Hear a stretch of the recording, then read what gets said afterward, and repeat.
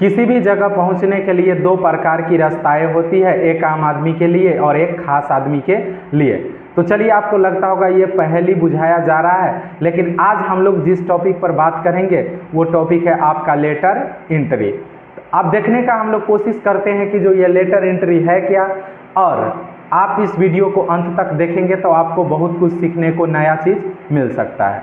तो सबसे पहले हम लोग जानते हैं कि जो यूपीएससी का जो एग्ज़ाम होती है, उस यूपीएससी के एग्ज़ाम में 3 प्रोसेस से गुजरने के बाद जाके फाइनल सिलेक्शन होती है, और जब फाइनल मेरिट लिस्ट आती है तो लगभग 1 से 200 रैंक के बीच में जो व्यक्ति आते हैं उनको प्रॉपर आईएएस मिलता है, और लगभग वो 10 से 15 साल के कठिन परिश्रम के बाद जाके वो कैबिनेट सेक्रेटरी लेवल का कैबिनेट सेक्रेटरी लेवल का या जॉइंट सेक्रेटरी लेवल का अधिकारी बन पाते हैं। जबकि आप देखेंगे तो ये रास्ता है जो हो गया सो आम आदमी के लिए होगा, जबकि एक खास रास्ता भी है जिसके तहत डायरेक्ट जो है सो आप कैबिनेट सेक्रेटरी वगैरह के पद पर या जॉइंट सेक्रेटरी के पद पर जा सकते हैं, वो है लेटर एंट्री। वो जो होता है सो खास व्यक्तियों के लिए होता है।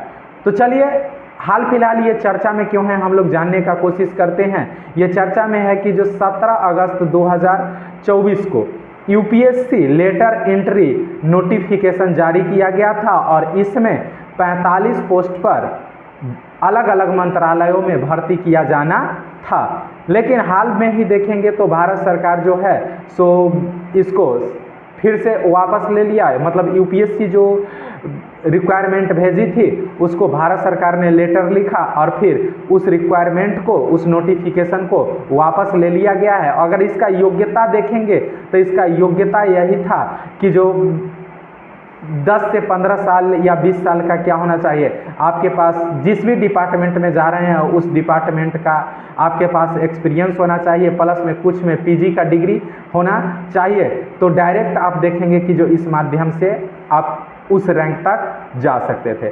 अब सबसे पहले हम लोग बात करेंगे इसका ऐतिहासिक हिस्टोरिकल बैकग्राउंड पर। अगर हम लोग कुछ बात करें तो लेटर एंट्री का ऐतिहासिक बैकग्राउंड देखेंगे तो सबसे पहले आप देखिए जो 1946 से पहले, मतलब देश आज़ाद होने से पहले भी लेटर एंट्री का प्रोसेस हमारे देश में था। लेकिन उससे पहले जो हमारे यहाँ 2 प्रकार के प्रशासनिक अधिकारी हुआ करते थे, एक होते थे आईसीएस और एक होते थे आईपी। तो आईसीएस का मतलब हो गया भारतीय सिविल सेवा, और आईपी का मतलब हो जाता था भारतीय पुलिस। ये आज़ादी के पहले की बात है। जब हमारा देश आज़ाद हो गया तो आईसीएस को चेंज करके कर दिया गया आईएएस, इंडियन एडमिनिस्ट्रेटिव सर्विस, भारतीय प्रशासनिक सेवा, और वही देखेंगे आईपी को चेंज करके कर दिया गया आईपीएस, इंडियन पुलिस सर्विस, भारतीय पुलिस सेवा।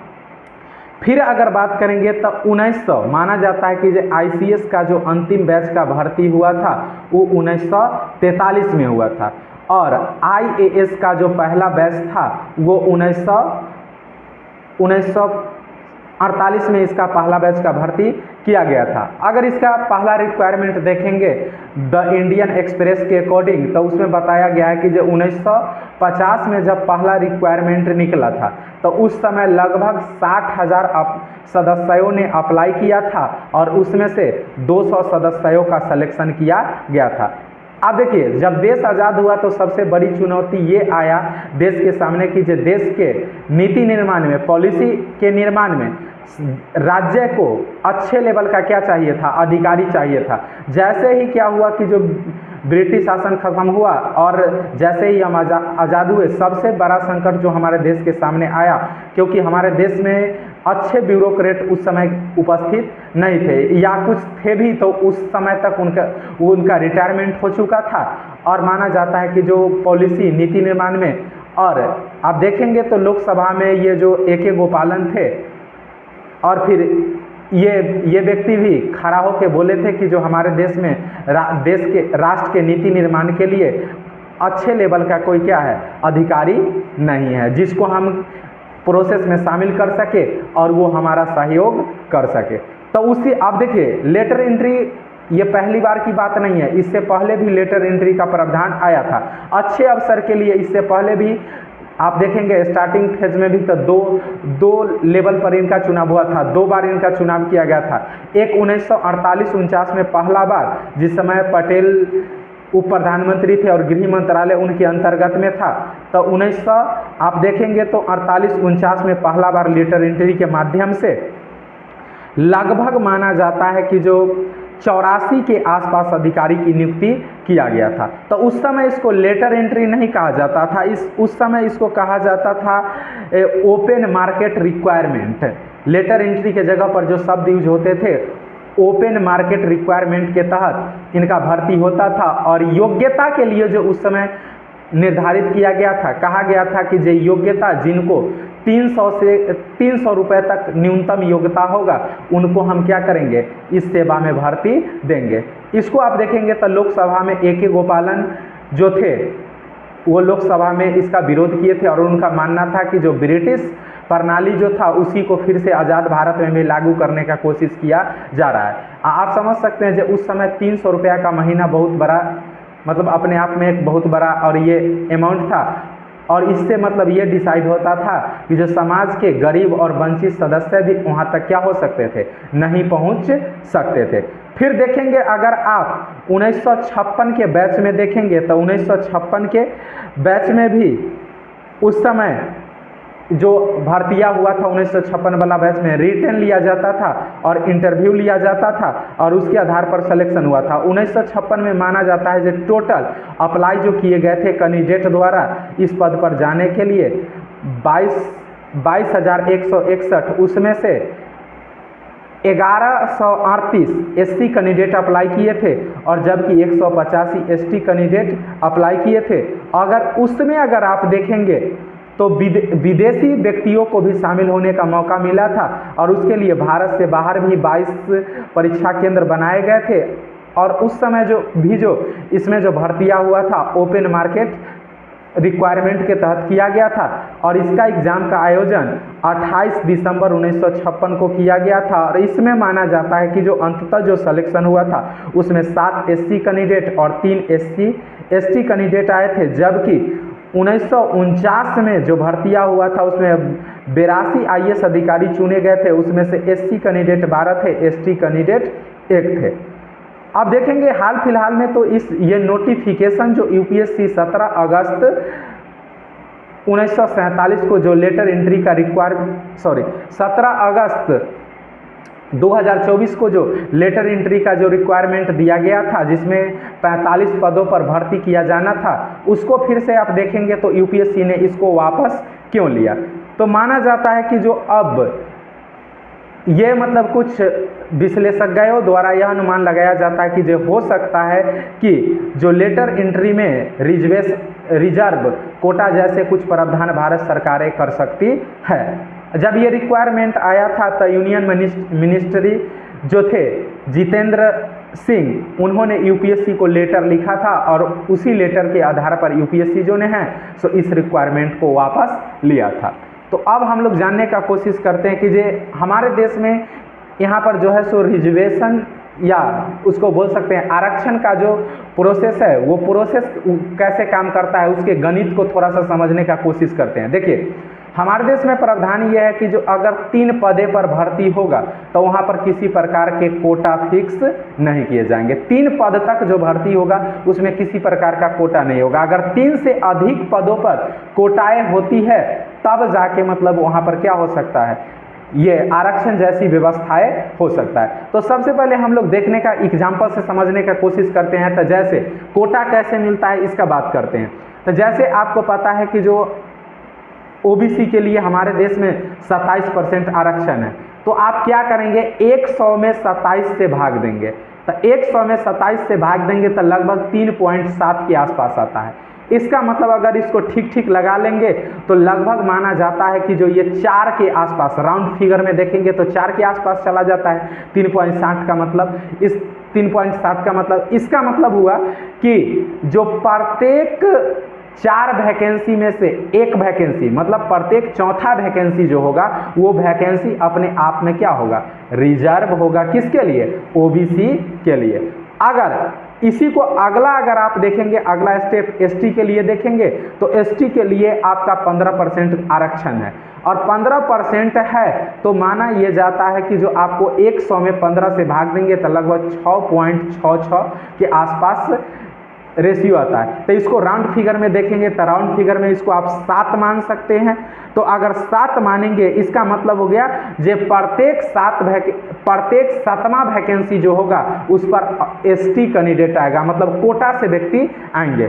फिर अगर एसटी का बात कर लेंगे तो एसटी में जो है सो आपका एसटी को 7.5% आरक्षण मिलता है, 7.5। इसका मतलब है 100 को 7.5 से भाग करेंगे तो लगभग 13 पॉइंट क्या आता है, 33 आता है। इसका मतलब ये हो गया कि जो आपका राउंड फिगर में देखेंगे तब प्रत्येक 14वां जो सीट होगा वो एसटी व्यक्ति के लिए होगा। इसका मतलब है कि जो एक सर्कल को पूरा होने के लिए, आरक्षण का एक सर्कल को पूरा होने के लिए कम से कम क्या होना चाहिए, 14 का राउंड फिगर जब लगेगा तो एक बार आरक्षण का जो प्रोसेस है वो क्या हो जाएगा, पूरा हो जाएगा। तो आपको मतलब ये देखना पड़ेगा कि जो जखनी क्या होगा कि जो कहीं पर एक पद निकल रहे हैं तो कन्फर्म है कि जो वहाँ पर कोटा फिक्स नहीं होंगे, 2 पद निकल रहे हैं वहाँ पर कोटा फिक्स नहीं होंगे, 3 पद निकल रहे हैं वहाँ पर कोटा फिक्स नहीं होंगे। तो जखनी 4 पद निकलेगा वहाँ से कोटा की क्या बनती है, संभावनाएं बनती है। अगर उससे ज़्यादा रिक्वायरमेंट होंगे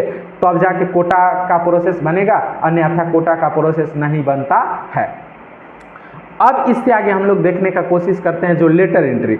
अब लेटर एंट्री में जब भी भर्ती हुई है सरकार प्रत्येक विभाग में एक ही पोस्ट निकालता है। इसका मतलब है जो अभी अगर आप देखेंगे ना, जो 17 अगस्त का जो नोटिफिकेशन आया था उसमें अगर आप जाके चेक करेंगे यूपीएससी के वेबसाइट पर तो वहाँ पाएंगे कि जो सरकार जो था सो अलग अलग क्षेत्र में, अलग अलग मंत्रालयों में ये रिक्वायरमेंट निकाला गया था, एक एक पद का निकाला गया था। तो कन्फर्म था कि जो एक विभाग के लिए अगर एक पद निकाल रहे हैं तो वहाँ पर भी कोटा जैसी समस्याएं उत्पन्न होने की कोई संभावना नहीं है। इसका मतलब कोटा वहाँ पर भी नहीं दिया जा सकता है। अगर लेटर एंट्री के तहत आप देखेंगे कि जो इस लेटर एंट्री का अगर बैकग्राउंड देखेंगे तो सबसे पहले कांग्रेस सरकार द्वारा क्या किया गया था, लाया गया था। आप देखेंगे जो मनमोहन सिंह जो आप आए थे, मनमोहन सिंह भी लेटर एंट्री के माध्यम से ही क्या किए थे, आए थे। तो आप देखिए उस समय की परिस्थितियाँ अलग था, अभी देखेंगे तो कुछ परिस्थिति क्या हो चुका है, बदल चुका है। ये तो राजनीति बात है, अब उन लोग का जो मैटर है। लेकिन हम लोग देखेंगे तो लेटर एंट्री के माध्यम से इस सरकार में पहला बैच का जो भर्ती हुआ था अगस्त 2019 को हुआ था और इसमें 4 डिपार्टमेंट में, 4 अलग अलग विभाग में एक एक वैकेंसी निकाला गया था। और उसमें जो एक व्यक्ति थे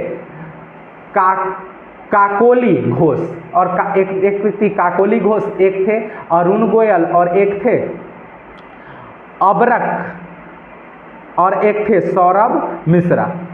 इसमें से क्या है कि जो आपका काकोल घोष जो थे ये ज्वाइन करने से पहले ही क्या कर दिए थे, अपना मतलब कि जो रिजिग्नेशन लेटर, मतलब इसका मतलब है कि जो वो ज्वाइन ही नहीं किए थे।